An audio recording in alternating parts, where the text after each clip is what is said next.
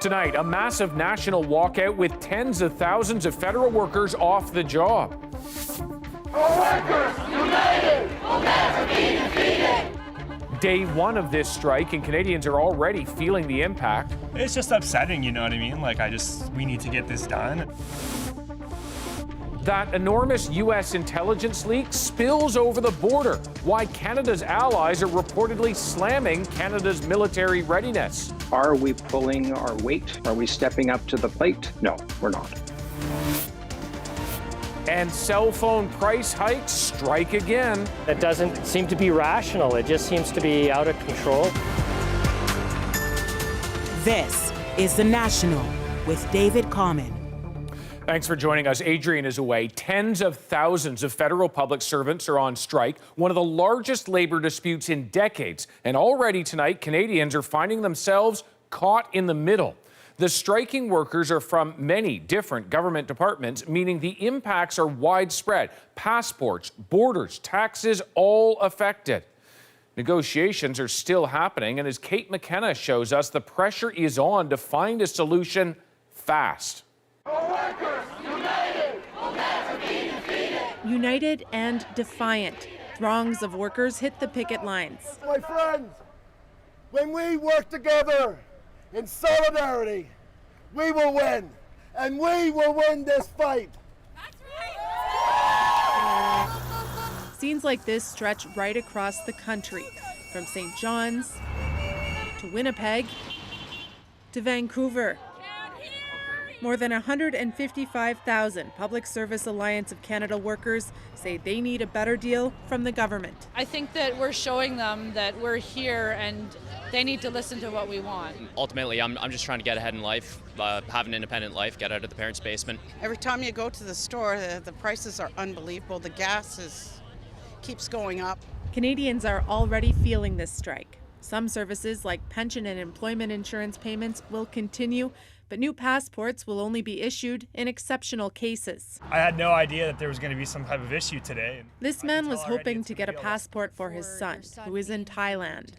It's just upsetting, you know what I mean? Like, we need to get this done. And so we've been out there since COVID. My son hasn't seen my family yet, right? Because we need to deal with all the visas and passports. And today was supposed to be like the final day to get everything done. The government warns of long waits processing taxes, immigration papers, passing through borders, and more. To Canadians, we know that our strike poses unneeded challenges. The main sticking point is wages. The union wants a 13.5% increase over 3 years. The government has offered 9%. We will continue to work with the PSAC to reach agreements that are fair and competitive, but we cannot do that unless the union is prepared to compromise. We cannot write a blank check. Other issues include job security and remote work provisions. The government says that'll hurt its ability to function. The reality is Canadians have every right and expectation to see the services that they expect delivered. The government says it'll let the strike process play out for now, as pressure from workers and the opposition builds. So we are calling on Justin Trudeau and the Liberal government to get their act together to resolve this strike, to come to an agreement. That's awesome. The leader of the party propping up this government, the NDP, joined workers on the picket line on Parliament Hill.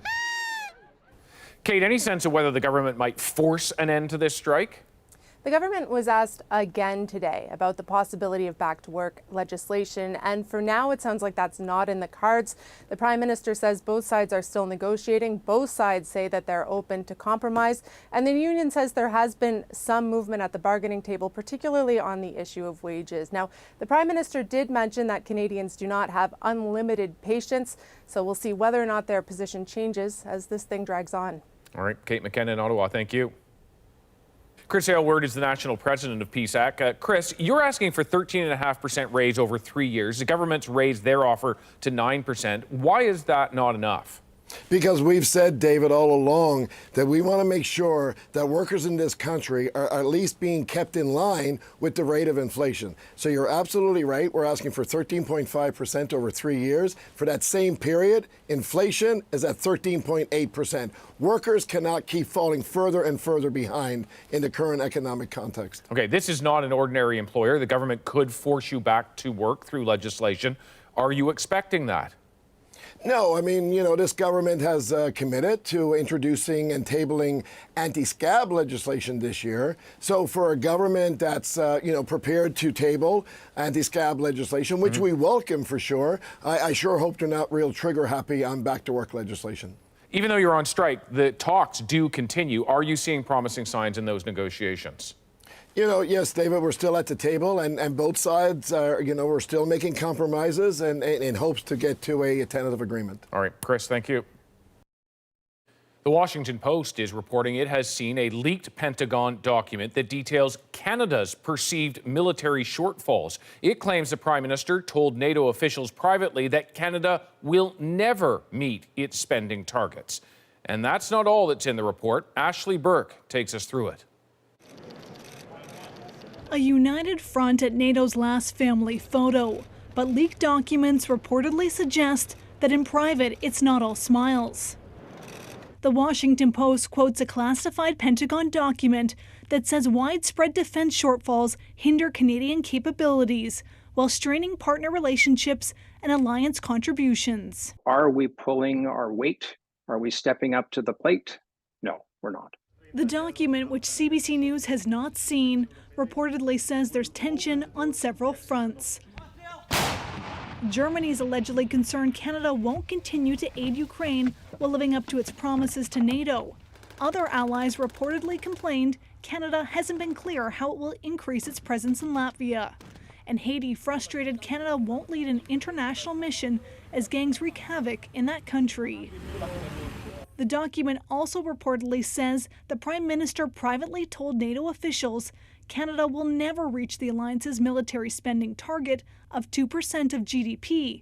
That's something Justin Trudeau doesn't deny. Did he tell NATO officials Canada will never meet its 2% military defense spending target? I continue to say and will always say that Canada is a reliable partner to NATO. This just days after dozens of former top national security advisors wrote to the government saying it must take defense more seriously.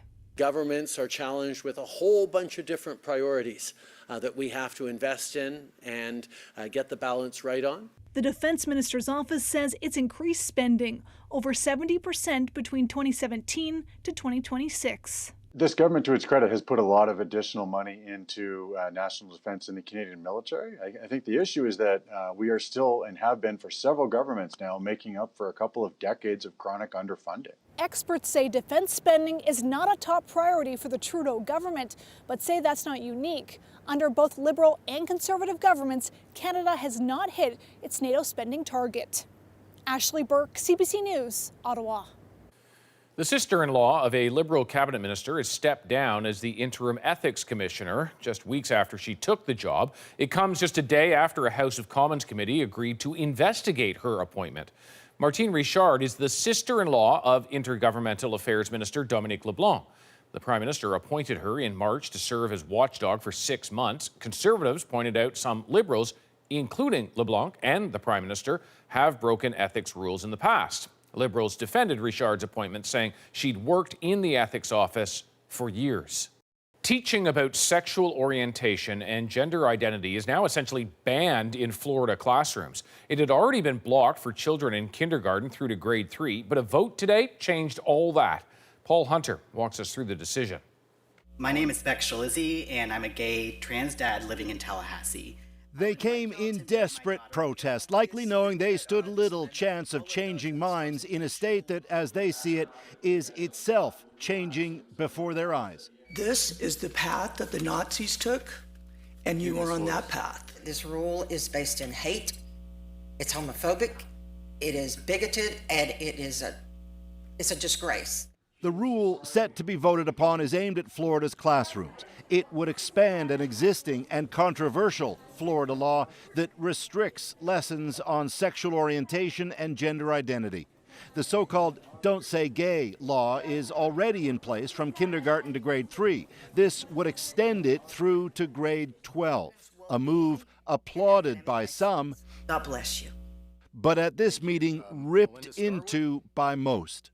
Please, please, please, for the sake of people like me and all other kids like me, do vote this rule down. Greetings from the free state of Florida.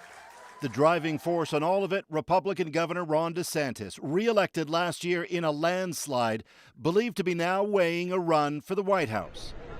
So certain in his politics, he's now even taking on Florida's giant Disney World for its opposition to the Don't Say Gay law. Say his critics, if you wonder where he'd take the country, watch Florida. Our mantra is we do not ever surrender to the woke mob because we've made the state of Florida the place where woke goes to die. It's a message that so far is mostly working in most Republican polls for the White House, even as an undeclared candidate. DeSantis is second only to Donald Trump. Meanwhile, back at that board meeting, the vote to extend that law passed unanimously. Paul Hunter, CBC News, Washington.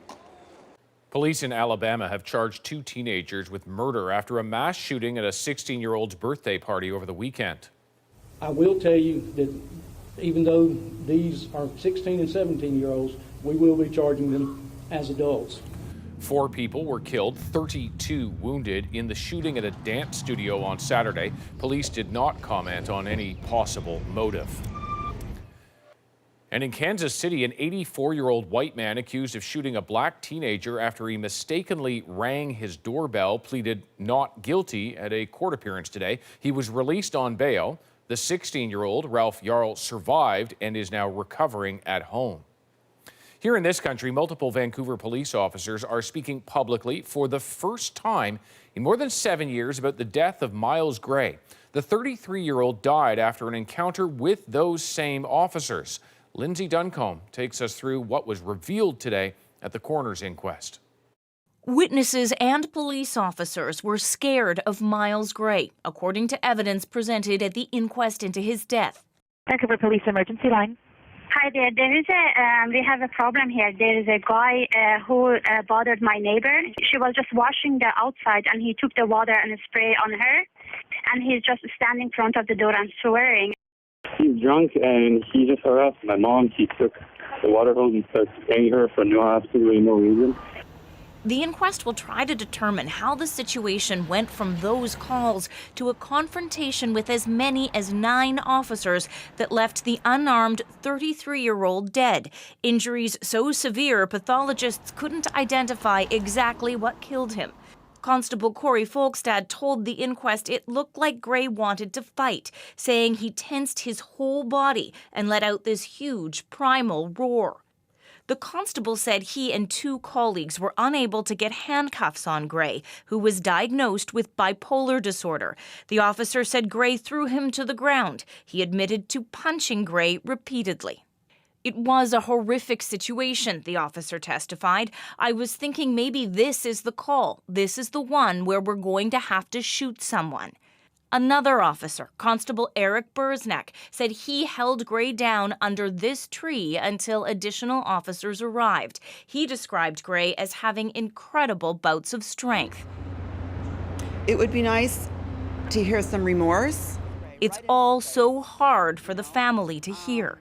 There was any way of de-escalation. There were many, many times that they could have de-escalated. The officers who responded to the call for backup are expected to testify in the days ahead. Lindsay Duncombe, CBC News, Vancouver. The search for unmarked graves at a former residential school in Alberta has released its initial findings, and they are disturbing. Julia Wong now on what was found and what happens next. There are many flags scattered near the former Blue Quills Residential School. They mark the perimeter of a survey using ground-penetrating radar. An archaeology team from the University of Alberta detected 19 spots where they found anomalies beneath the surface. They refer to them as reflections of interest. So these are shapes within these reflections that we know are associated with graves in other cases. The residential school opened in the 1890s in northern Alberta before it moved south to St. Paul. It shut down in 1970. I don't want to feel no more angry. Bertha Moyer was forced to attend the school from grade 6 to 9. It's been hard for her to return. The third time I came back, my niece was with me and I started to cry. I said, make sure that door don't close behind us. Decades later, she still struggles with her emotions and says moving forward requires the support of many. Canada needs to move on with us, not against us. And the government needs to move on with us, and the church. Ottawa's special interlocutor for missing children and unmarked graves says there will be more calls for accountability and justice as more records and burial sites are uncovered. Every time we hear a new announcement from a community that Canadians feel it in their heart and not just like turn the page and forget that this is happening. This is going to be happening for many years. The next step here, to compare the 19 sites to actual graves and help those dealing with trauma. We know that we need to be there to support the survivors and their families and anybody who carries the grief of this kind of work. There are also plans to expand the search to more areas around the school with the help of survivors who have pinpointed locations. That work is expected to begin next month. Julia Wong, CBC News, St. Paul, Alberta.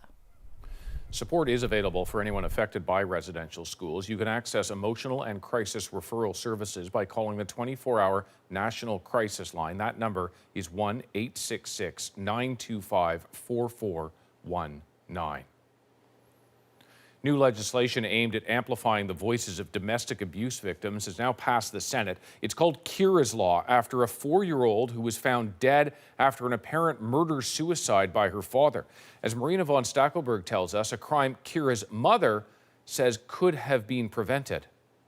I like all the dark colors. Kira Kagan has been gone for 3 years, but her name will now live on in a new law meant to prevent deaths like hers. She would have done great things, so we're going to do them for her. Kira and her biological father were found dead at the bottom of a cliff west of Toronto. Her mother, Jennifer, believes it was a murder-suicide.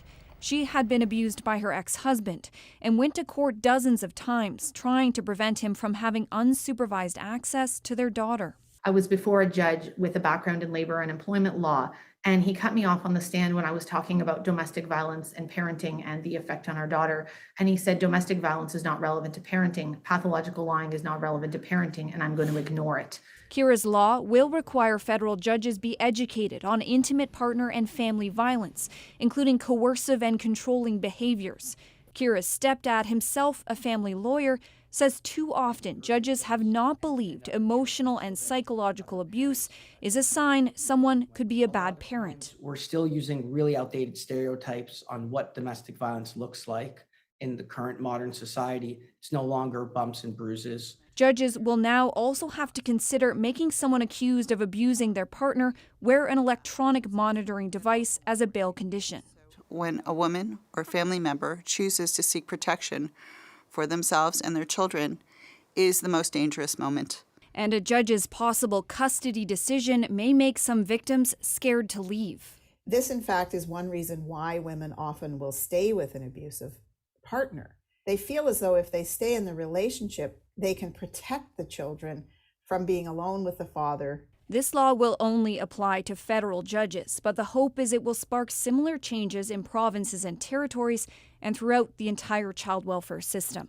Marina von Stackelberg, CBC News, Ottawa. Quebec is moving to protect kids from vaping with a proposed ban on flavored products. If the new rules go through, only tobacco-flavored vapes will be permitted with stricter limits on nicotine content. Vaping products shaped like toys or food products would also be banned. The legislation is expected to be tabled within 90 days. Some Canadians will now pay even more to use their cell phones. Rogers is hiking rates to call the U.S. to $1 a minute for those without a plan. It's just one of several recent price hikes by Canada's big telecoms, and as Sophia Harris tells us, just as Ottawa is pushing for more affordable prices. Crossing the U.S. border for a recent trip, TELUS customer Bruce Leslie needed to download his vaccine passport. He says it cost him $50 in roaming charges. That doesn't seem to be rational. It just seems to be out of control. Next time, Leslie will get a roaming plan. But he's disappointed TELUS's daily U.S. roaming rate jumped last month from $12 to $14. When you're a regular customer paying, whatever you're paying, $75 to $100 a month, and then they just keep adding stuff on, it's just too much. In March, TELUS and Bell each upped their daily roaming rates by $1 or $2. And Rogers is now raising its fee to make calls to the U.S. without a long-distance package to $1 per minute. Right now, the pressure is for them to keep their plan prices low. Ottawa has directed Canada's telecom watchdog, the CRTC, to ensure wireless services are affordable. This consumer advocate suggests the recent fee increases are a way for the telecoms to maximize profits without raising alarm bells. We are definitely seeing this little creeping of fees in all of the little tiny pieces that add up collectively to quite an impact on customers. The Canadian Wireless Telecommunications Association says there are plenty of phone plans on the market with special deals. But some phone plan prices have also gone up.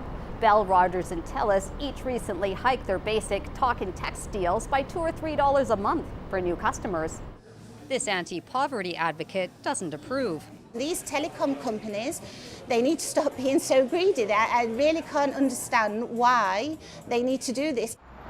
We reached out to the big three telecoms. None offered a reason for their price hikes. StatsCan says wireless costs have declined by 30% since 2019. But the CRTC is still concerned, at least about roaming fee hikes. It plans to launch a probe into the issue. Sophia Harris, CBC News, Toronto. Many people trapped in Sudan's violence say they fear for their lives.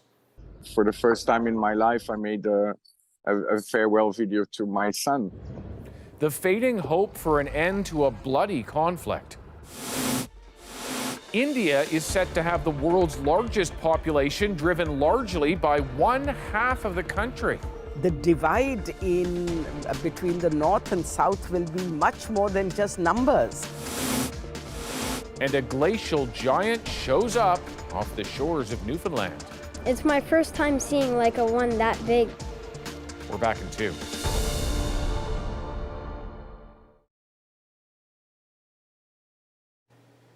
We're following breaking news out of Yemen tonight. At least 78 people have died and dozens more are injured after a stampede.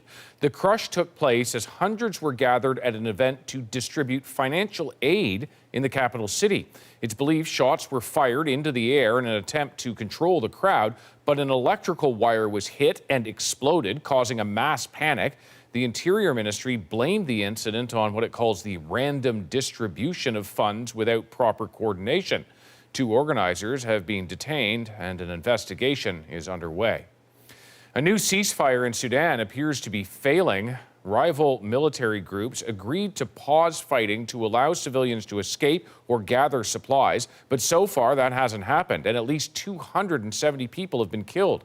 As Chris Brown tells us, there's a very real fear the country could collapse. In Sudan's capital, it's become so dangerous to go outside. Most of the limited video the world is seeing of the chaos is smoke rising from the skyline. Rival fighters from the army and a powerful militia group are waging indiscriminate battles in residential neighborhoods. It's the same across the country, including in North Darfur, where we reached aid worker Thomas Okedi sheltering in a guest house. It's a dangerous situation, and the most risky part at the moment is trying to move from one city to another. Canada has closed its embassy in Sudan. Countries such as Japan and Kenya are preparing to evacuate their nationals, but haven't said how.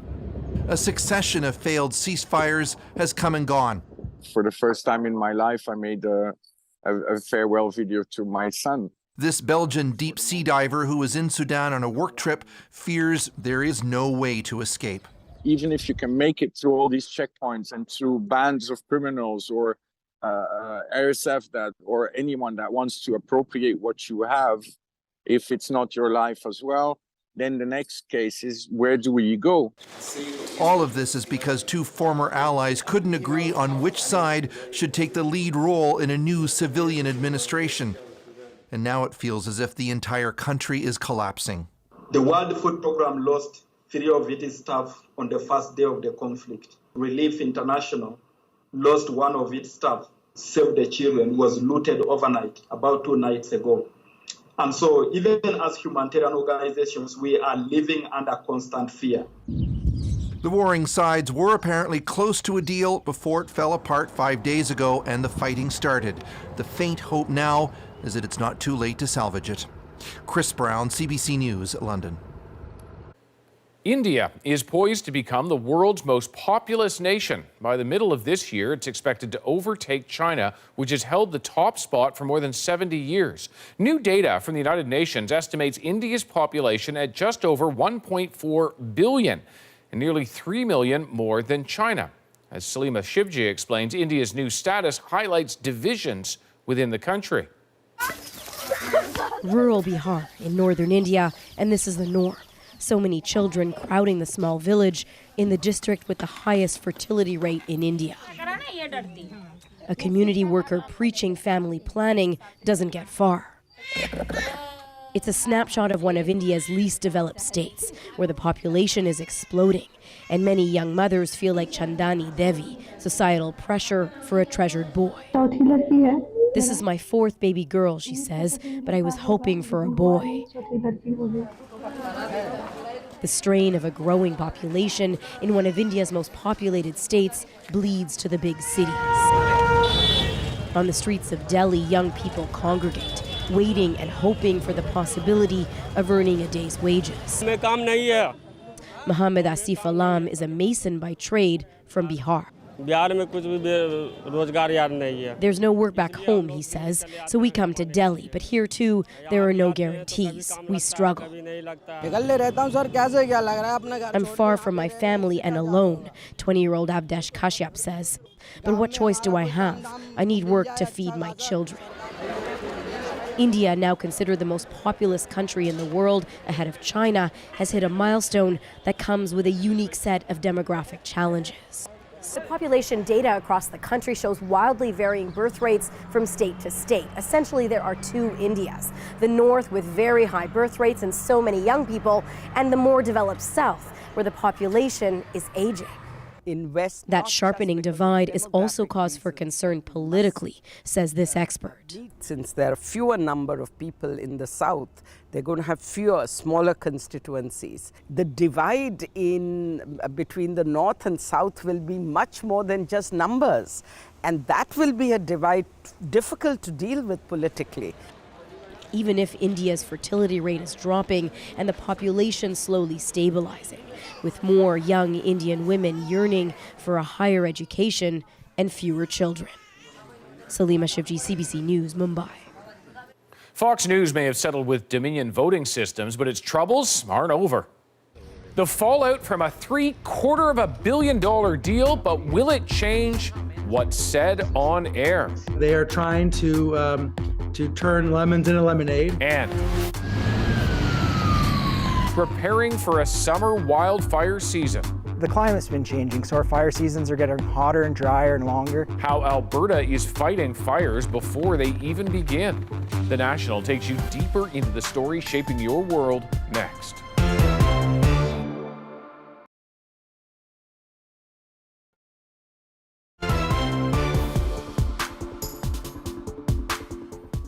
Crews in British Columbia say they now have a wildfire under control near a First Nation west of Kamloops. Nobody was reported hurt, but officials call it a good reminder of the danger early season fires can pose.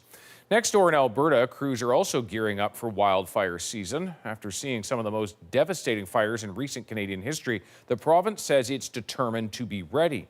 Aaron Collins recently joined firefighters and witnessed how they're preparing for battle. Wildfires, images of them, of the chaos they create, burnt into Alberta's collective psyche. Known simply by the names of the communities they hit hardest. Slave Lake in 2011. That fire destroyed about a third of the community. Fort McMurray in 2016.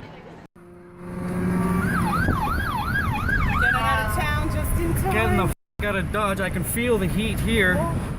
Nearly 90,000 people were forced from their homes during that blaze. Hard to tell from the ground, but this year's forest fire season is already officially underway, and less snow than usual on these peaks is a cause for concern, a signal that a dry summer could be on tap in the Rockies. So, cut down a lot of trees here. Why? To create a fuel break in the forest, so that if we get a fire in this location, we'll have management options to contain it.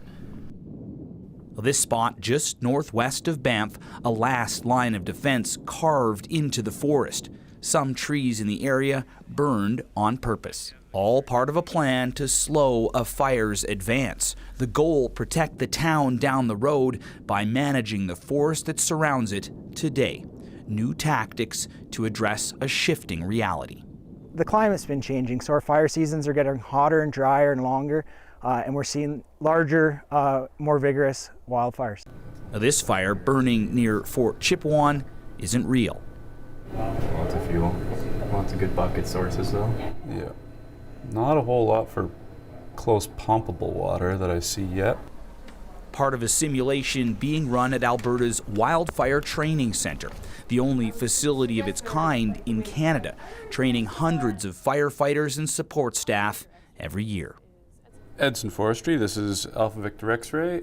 I would just like to request a fire number for you. This firefighter, a veteran, is entering his 5th season, now learning to train others.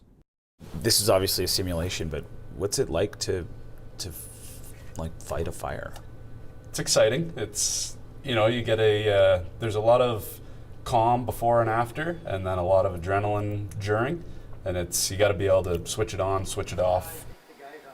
Of course, it's not just helicopters keeping an eye on wildfires in Alberta. A series of manned towers and unmanned drones are also in the air, all monitored and directed from a state-of-the-art command center.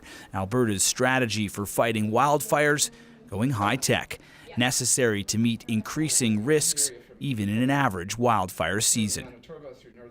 Even in a very normal year, you can still get some very big fires and very intense fires, and if it just happened at an unfortunate place, it'll affect people. So it's really hard to predict where they'll happen. The people and places impacted by those wildfires easy to find in Western Canada. Just 2 summers ago, a fire hit Lytton, BC, wiping the town off the map. Back at the Alberta Training Centre, a focus on preventing a similar tragedy. Today, virtual firefighting has become much more real. Firefighters learning to exit a chopper while it's still in the air. More often than not, if you're landing on a wildfire, it's some sort of hover exit. Pretty critical to know how to do this right. Yes, 100%. Yeah, a lot can go wrong, so it's a pretty in-depth training course to how to do it properly and safely. These are hack or helicopter attack crews, generally first on the scene. Approaching a forest fire from the air, assessing the danger, coming up with a plan to mitigate it. The first boots on the ground. The goal, keep wildfires in the wilderness and away from towns and cities. And that's the hope inside those communities too, places where the risk of wildfires is impossible to ignore.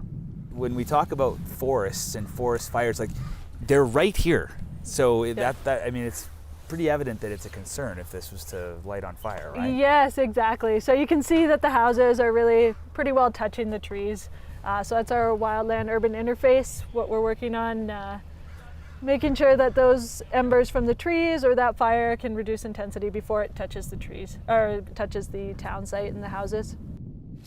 The key to that is pretty basic. Clear away flammable material from around houses, keep gutters and roofs clear too. And just like the firefighters outside town, the ones here in Jasper are getting ready. Checking gear, running training programs, preparing for the fire everyone seems certain is coming. We know that we're always a hazard, and it's just really a matter of time if it's a weather storm, lightning strike, or human caused. Forecasters say this could be a mild season for fires in Alberta. Of course, that can change as quickly as the weather in the mountains. As for people living next to the province's forests, all they can do is hope and pray those predictions are right. So, Aaron, regardless of the weather, firefighting always an extremely unpredictable job. Yeah, it really is, David. I mean, just speaking to wildfire fighters for this story, I mean, they never really know what their day is going to bring. They can go from sitting around waiting to jumping into a helicopter and racing off to a fire in just a matter of minutes. But there are some certainties. I mean, these folks know it's a matter of when, not if, they're going to confront a fire, and they certainly know this is dangerous work that they've signed up for. I mean, it was just 2 summers ago in an area really not far from where we were shooting this story that a helicopter pilot fighting a wildfire crashed and died. So with another fire season here, an important reminder of how vital, but also how dangerous fighting wildfires is. Certainly is. Aaron, thank you. Next, Fox News is paying up for spreading lies, but will it stop others from doing the same? Fox is operating in an environment that could not have been conceived of 50, 60, 70 years ago. My conversation about the message it sends about misinformation next.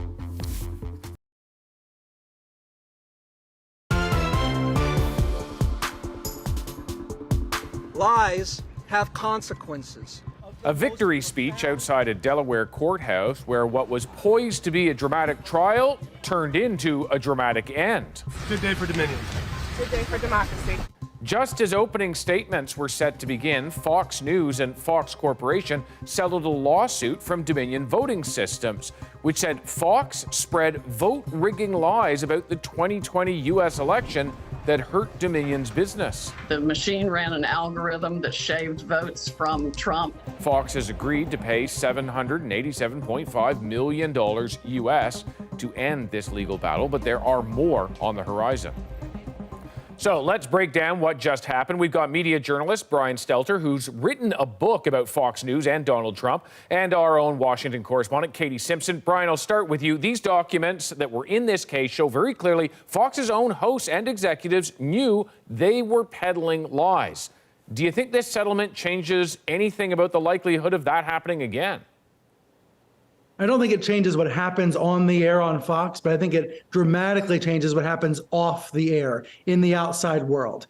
As you mentioned, I wrote a book about Fox several years ago. I was hearing from anonymous sources about what happened at the network, but now it's all on the record. It is extraordinary to have seen all these revelations in the past few months. And even though this case is now settled, all of that information about Fox's unethical practices is now out in the public domain. So on the outside, off the air, this has had huge consequences. But on the air, on Fox, no. I don't think there's going to be any more pressure to stick to the facts and give up on the fictions. Fox continually, day in, day out, promotes a narrative about rage and resentment, an anti-Democrat, anti-Biden narrative, and that's not going to change. Katie, Fox obviously has deep pockets, could settle something like this. What does it do to others who don't have those kind of spending habits in terms of their spreading of misinformation? Well, they have to sort of be careful. You know, it sort of sends the message to the people who profit from spreading misinformation that, listen, if you go after the wrong company and they have deep pockets and can hire the best lawyers in the country, look out, you could be on the hook there. But in terms of things changing, it doesn't really suggest to me that we're going to see much change, because these lawsuits, these massive lawsuits with these big settlements, they're few and far between. We saw last summer Alex Jones, who was spreading lies about the families who lost children at Sandy Hook. He's facing more than $1 billion in damages he's being forced to pay. But these big settlements, these big moments, they're few and far between. Although it's the start of some pushback, we're not necessarily going to see big picture change here. Brian, I look at some of the statements that came from Fox yesterday. Very little coverage on their own network of this settlement. But in a press release, they said that this speaks to Fox's high journalistic standards. When you read that, what did you think? What I thought to myself was that they are trying to to turn lemons into lemonade. This was one of the most embarrassing episodes in Fox News history. This was a painful amount of money for Rupert Murdoch to part with. Yes, he's a billionaire, but this was still a grueling experience for him. And now Fox has to face other lawsuits like the Smartmatic case, so even more money will likely be paid out. Amid all that, Fox is trying to celebrate its journalism, but Fox's newsroom has been shrinking over the years as more and more journalists feel squeezed out. The opinion hosts, the pro-Trump stars, have been taking over more and more time and airwaves and attention. And here's the thing. Now that this case has been settled, Fox might have to be a little bit more careful talking about voter fraud conspiracy theories. But Donald Trump is booked for an interview on Fox next week. So, who knows what he might say out loud about voter fraud as he continues to advance the big lie of 2020. And that's why this case matters. As you all were talking about disinformation, Trump is still spreading that disinformation across the U.S. And most Americans don't believe it, but there are some who do. And that's why this case matters, I think, in the future. Yeah, Katie, Brian's written, of course, on this symbiotic relationship between Fox and Trump. You've reported on it. I mean, it was just a few days ago that Tucker Carlson, a guy who Documents show was basically slamming the former president, has him on his own show, and they're back buddy-buddy. Well, there's something to be said about how Fox News has covered this trial, and it plays into sort of the point you made right there.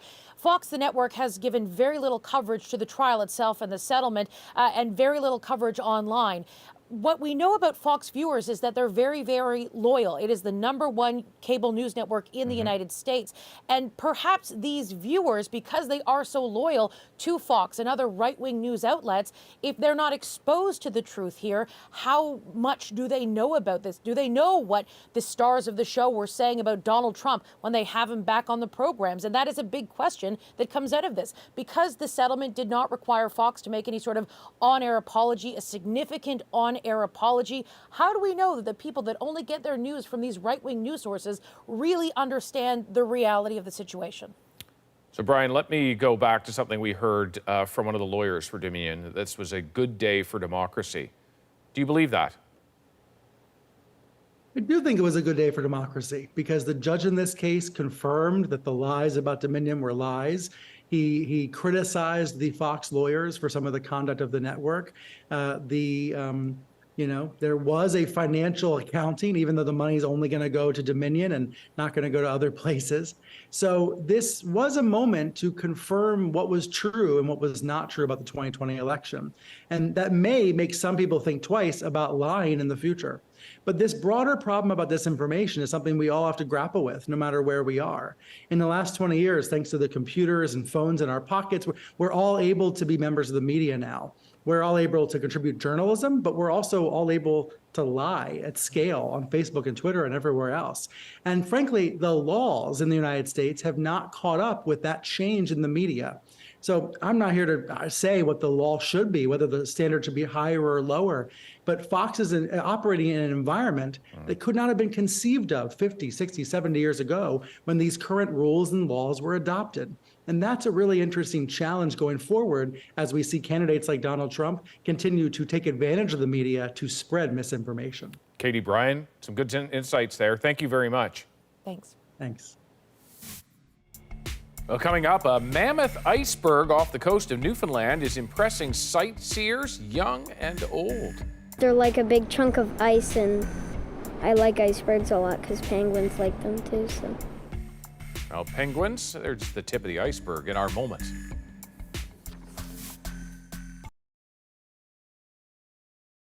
People are struggling to get around even parking lots. Spring is looking a lot like winter in parts of Saskatchewan. The southeast corner of the province was hit with a blanket of white snow. Some places were expecting up to 40 centimeters of snow with gusting winds. Conditions should start to improve Thursday. Well, here's something equally cold, but so much cooler. This giant iceberg has ground itself off the coast of the Avalon Peninsula in Newfoundland. Tourists and photographers have flocked to the rocky coast, waiting for the fog to lift so they can catch a glimpse. The spectacular frozen giant is our moment. Just how grand and glorious they look. It's amazing. And today we're here to catch a glimpse of the iceberg that's landed at Fairyland. It's my first time seeing like a one that big. I've never seen an iceberg that big before. I just was surprised, very surprised. So we've been standing here now waiting and waiting for the fog to dissipate, and now it has, and now it's there, and it's beautiful. We always wanted to see one that size, so to actually be able to experience it was really cool. They're like a big chunk of ice, and like they float in the water, and penguins like can go on them. I like icebergs a lot because penguins like them too. So it's a really cool experience. If you can get out and see them, I highly recommend doing it. Never seen one, so pretty happy to catch a glimpse. How many icebergs are you hoping to see this year? I hope a lot, like maybe 7. Is this your favorite one so far? Yes. You know, those are 30 meters tall, which is remarkable. They're absolutely massive.